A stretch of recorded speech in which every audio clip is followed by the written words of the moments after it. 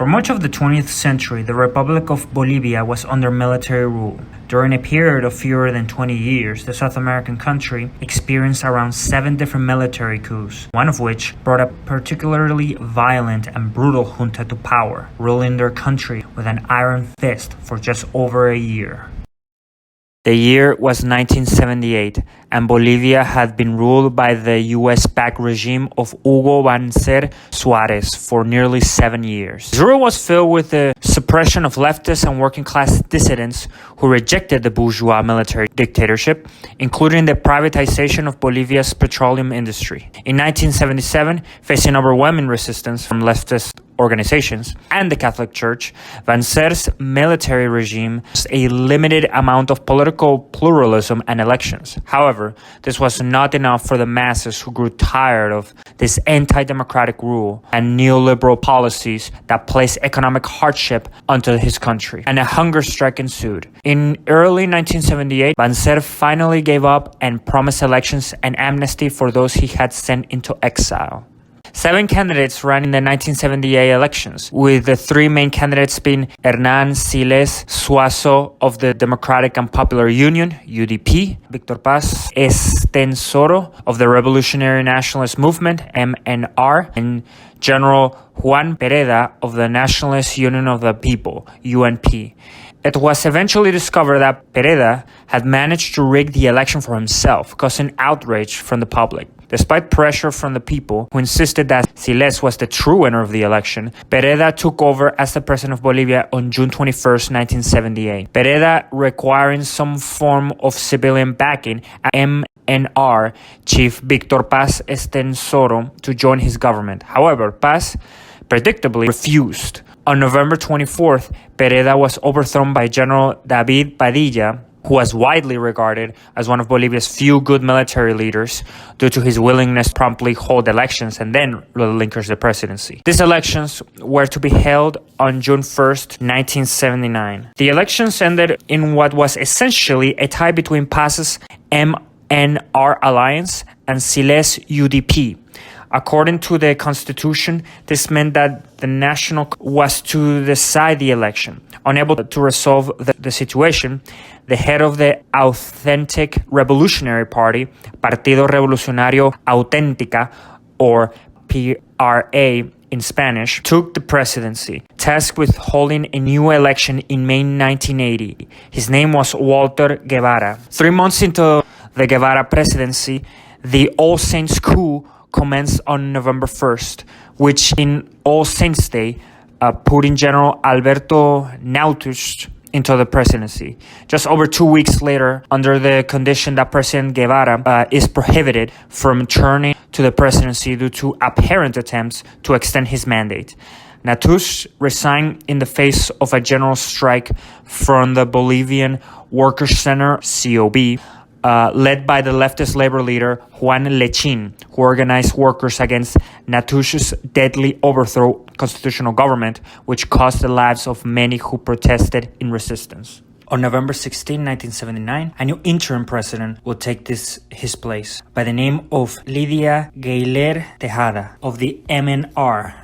She will be the first female president of Bolivia. Her government, too, was highly criticized by union leaders for her neoliberal policies and exclusion of leftists from her government. New presidential elections were finally held in 1980, with a total of 13 different candidates running for the presidency. A situation similar to that of the 1979 presidential elections occurred. None of the candidates received enough of a majority to win the presidency, which meant that the decision of who became president went to the National Congress. Left-wing UDP candidate Hernán Siles Suazo won the congressional vote and became the new president-elect of the Republic of Bolivia.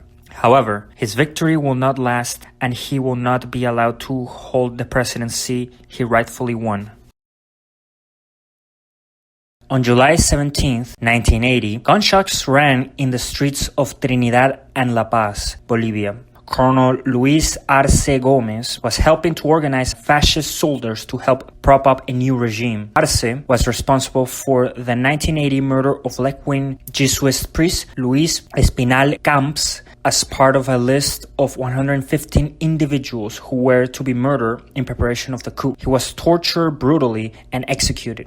Today, he is remembered as a hero and martyr. General Luis Garcia Meza, aided by paramilitaries and suspected Argentine agents, seized power in a swift and efficient manner, quickly occupying important areas before resistance could be mustered, including organizations established in order to prevent the forces of reaction from taking over again. Amidst the coup, leftist writer and leader of the Socialist Party 1, PS1, by the name of Marcelo Quiroga Santa Cruz, was having an emergency meeting at the COB when the building was stormed by the paramilitary troops loyal to Garcia Meza. Shortly thereafter, he was executed by the fascists. In the interest of preventing the takeover of a communist regime that Garcia Meza claimed would happen as a result of Chile's election, dissidents were executed by firing squad in the middle of sporting arenas. Figures were also imprisoned under harsh conditions if they were not lucky enough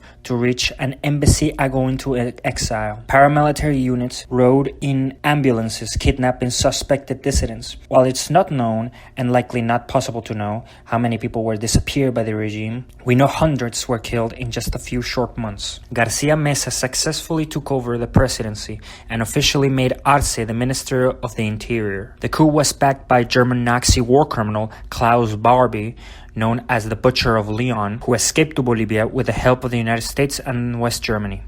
The coup was later allegedly aided by Italian neo-fascists. At the time, Bolivia produced a significant amount of cocaine, enriching local drug lords. The largest and most successful of Bolivia's drug lords was Roberto Suarez Gomez, the cousin of Luis Arce Gomez. It was a highly profitable yet highly illegal industry, and the new government was affiliated with it. South America's first narco-dictatorship had been established. The Interior Ministry in Bolivia gained a foothold in the drug trade with the help of Barbie's mercenaries, seizing cocaine from competitors of Arce's cousin. Confiscated cocaine was to be handled by the Ministry of the Interior. The suppression of rival narcos served as double purpose in the eyes of the regime, to show the world that drug trafficking was being controlled in Bolivia and bring profits to Meza, Gomez, and their clique. On March 1st, 1981, the television station CBS reported on drug trafficking in Bolivia on their program 60 Minutes. On the program, Arce was implicated in participation in the drug trade. Sometime around the broadcast's airing, Arce was forced to resign. The involvement of Barbie and those loyal to him, including his largely fascist South African and German mercenaries, coupled with the regime's now apparent involvement with drug trafficking, angered many sectors of the armed forces, who now wanted the narco regime overthrown. Uprisings commenced against Meza. One such mutiny was commanded by Lieutenant Colonel Emilio Lanza in Cochabamba. His attempt failed and he was forced into exile. On August 3rd, a military coup commenced against Luis Garcia Meza. A general strike was also ordered by the COB, both of which led to his resignation the next day. Military leaders will continue to rule Bolivia, although with less brutality, until Hernán Siles Suazo was finally sworn into the presidency in 1982. This coup, as well as the many military dictatorships that preceded it, contributed to the complete destruction of the Bolivian economy. The people of Bolivia will face considerable hardship in the next 2 decades as a result, culminating in the presidency of Evo Morales.